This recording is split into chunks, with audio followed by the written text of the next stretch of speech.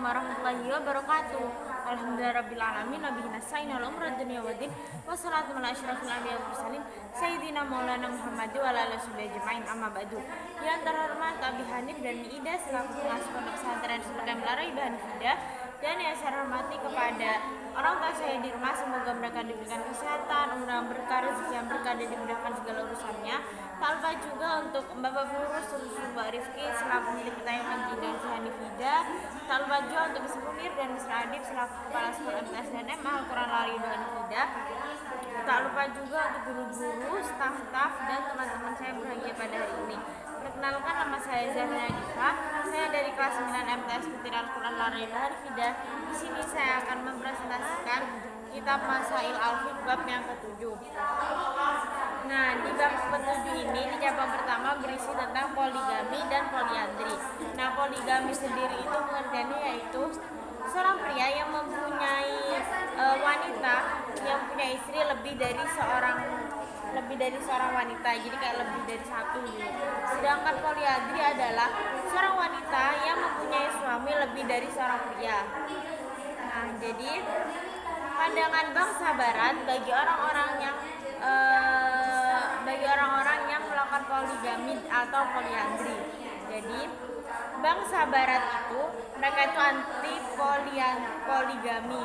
Nah, jadi mereka itu mereka boleh praktek zina, dan poliandri nggak apa-apa. Jadi di sana poliandri nggak apa-apa, tapi poligami nggak boleh.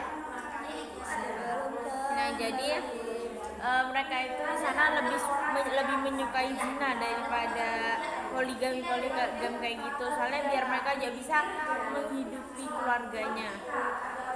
Nah, jadi pada saat itu pula terdapat isu-isu orang Barat mengolok orang Muslim sebagai negara miskin kan. Kenapa?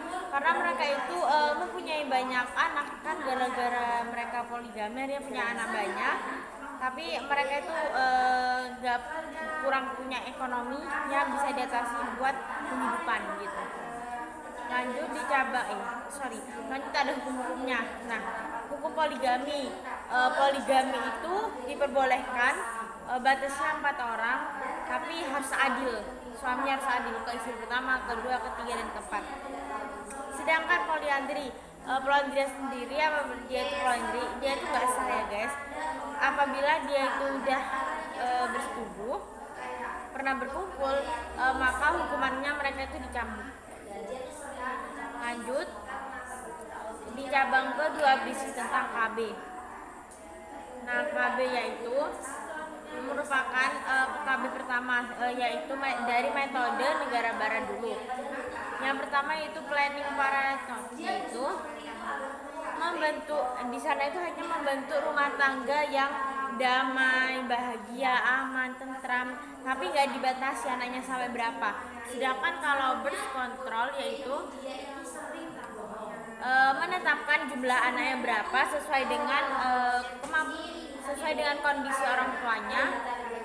Baik itu kalau misalnya udah lebih boleh digugurin, kalau dimandiin, dan yang nggak tahu pokoknya boleh digugurin. Lanjut, yang kedua adalah metode yang berada di Indonesia. Yang pertama itu pengertian umum. Jadi kalau peraturan umum, metode umum di Indonesia, pengertian umum, jadi mengatur banyak dan sedikitnya anak-anak, jadi kayak dibatasi gitu jumlahnya.